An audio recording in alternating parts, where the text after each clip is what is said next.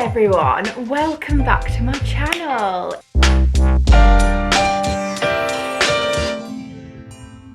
It's been a minute since I've done a little chatty video because of all the vlogs from Sri Lanka, which was insane. There is one more part to go out, which is the last part, and I'm sure it's going to be the shortest, so if you have watched them all, I appreciate you and I thank you so much for all your support. I wanted to talk to you today about IVF.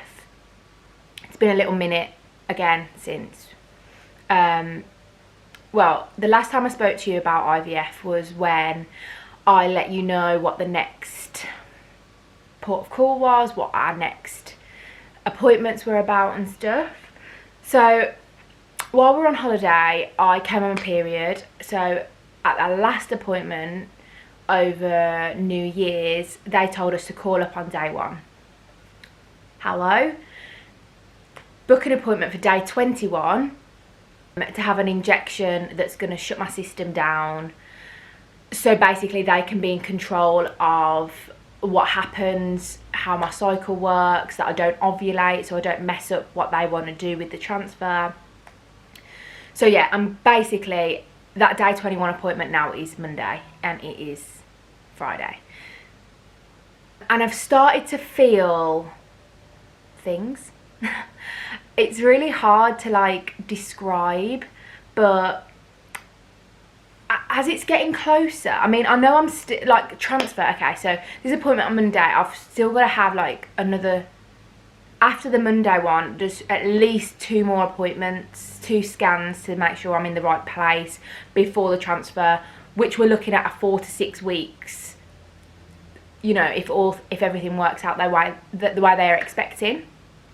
So it's still a bit of time away yet, but I have been so calm, so collected, so chill about the whole thing so far, and suddenly I feel none of those things. I feel the opposite of all those things at the moment, and it's scary because I am the cool, calm, collected, what will be person in almost all situations because of everything I've been through with my knees and my broken leg and everything else. So these feelings came as a bit of a surprise to me. I feel, I want to say pressure, but it's not external pressure. Like, nobody's putting pressure on me. If you're a friend, if you're my family member, this is not because of you. You're not making me feel pressure. I think it's just pressure on myself, because with an FET, frozen embryo transfer, the chance of having anything put back in the freezer to have another go at is pretty slim.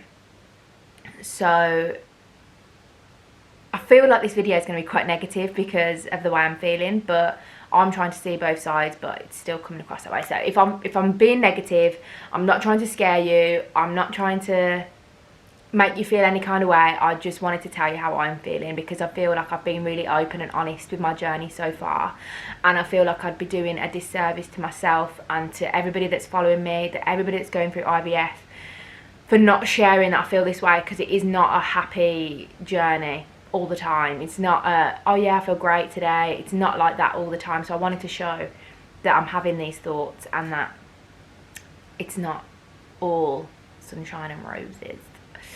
So yeah, basically I feel pressure, and I think it's pressure on myself. I think it's pressure that what if it doesn't work and there's nothing left in the freezer, and that's, you know, this has been going since October and it's the end of February nearly now. How, well, by the time I've had a transfer and find out, which will probably be sometime in April, if it's worked or not, it's been 6 months. How do you go through that again, put your body through that, put your mental health through that, put everybody through that?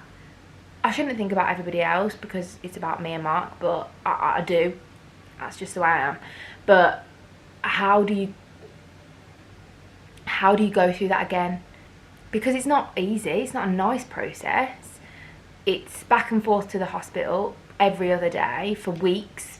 egg collection is surgery. It's, at the end of the day, they put you to sleep. Well, I got put to sleep. It's a big thing. It's not a little thing.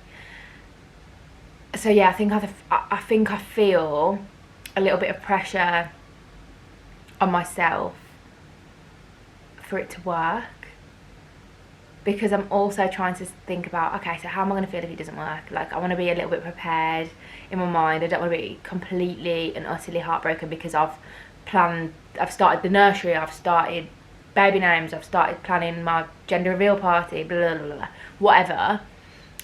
I've not let myself get that far, really. You know, you think about, oh, it'd be nice if it works, and if it works it'll be like this or whatever.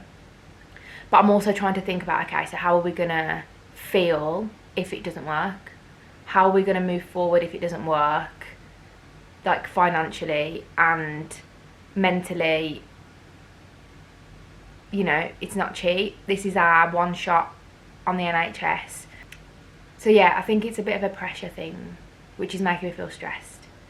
But then I feel nervous because it's all happening now. Like, we've had egg collection was in December and it's now again February, so I've had a couple of months off, so it's not been in my mind really. So we've got to this point and it's here again, and it's at the forefront of my mind. It's what people are asking about, which is great. I love that you ask. I love that everyone sends me messages and asks and are involved and are part of my journey.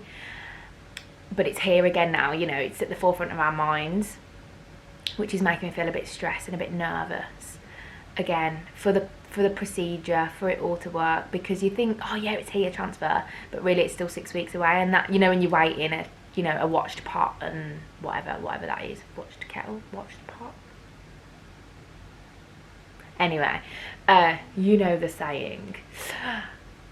Yeah, it's that, and then come away from the negative, it's like, what if it does work? Oh my god, we've been like, although we've been trying for like 2.5 years, how my life's about to change. Like, what happens if it does work? You know, you've spent so long in this position of trying, of wanting it, and of going through IVF, going through the hospital, it's just IVF. You don't think, oh, there's going to be a baby at the end, because I don't let my mind get that far. So I was stressed. I'm now stressed as well. I say stressed. It's like thoughts that running through my mind. What if it does work? What am I going to do with a baby? How am I going to feel when I'm pregnant? Like, I don't know. It's exciting, but it's also like, we could be responsible for like another human by the end of the year. This is crazy. And it's exactly what I want. Don't get me wrong, universe, if you're listening. It's what I want. But it's just crazy to think, and it's a bit like, I'm sure anybody that finds out they're pregnant, whether they, you know, most people I'd like to think are planning a pregnancy if they get pregnant. It would have crossed their mind to have a physical baby. But for me, it's been so long of trying to get pregnant, going through IVF. IVF and baby are like two separate things to me at the moment. It's been easier to separate the two, because I think it helped my mental health through the start journey, through the stims, through egg collection and everything else. But now I feel like, oh my god, okay, what if it does work? Okay, we've got to do this, we've got to do this, we've got to do this. But I think I'm just letting too many thoughts run through my mind. I've been telling Mark about how I feel, and he's like, you need to do a video about this, because you usually come to your own conclusions when you talk it through without anybody answering me back or trying to tell me how I feel or trying to give me their opinion, or what about this, you know. I'll just talk it through with you. Thank you for being here. And it just kind of resolves itself. So yeah, I don't want to seem ungrateful, because that's not what I feel at all. I think it's just a lot of feelings, a lot of like mixed emotions about everything at the moment. It's all getting real again, but real doesn't mean real baby. It just means real IVF again, and it means a chance.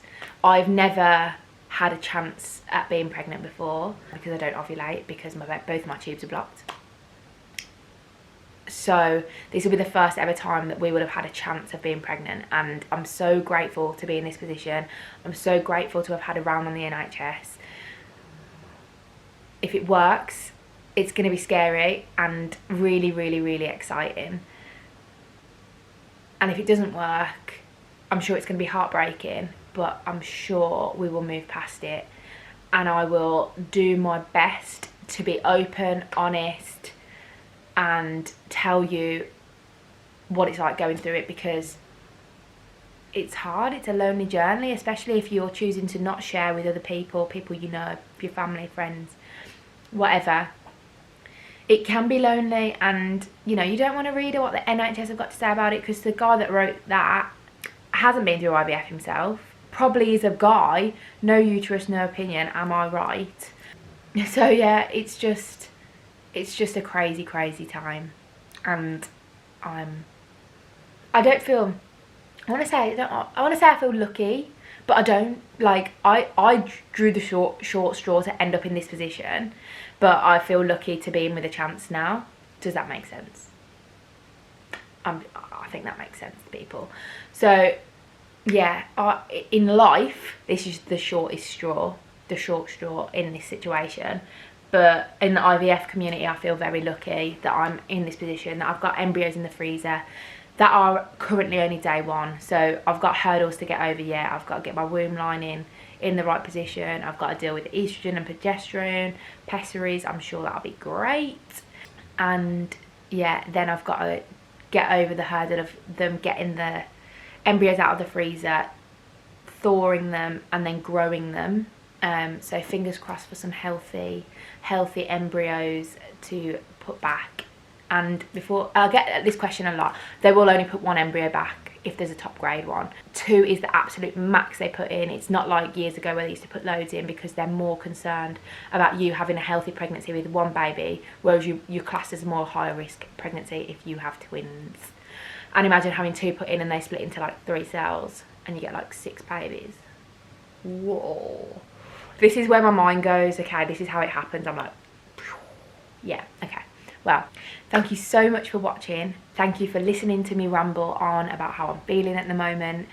If you're going through the same and you want to chat to me, send me a message on Instagram. I'm always happy to talk to you. Make sure you're following me on Instagram. Make sure you're subscribed to my channel. Make sure your notifications are on. And there's a little button here. Subscribe. Click my face. Subscribe to my channel. And I'll see you on the next one.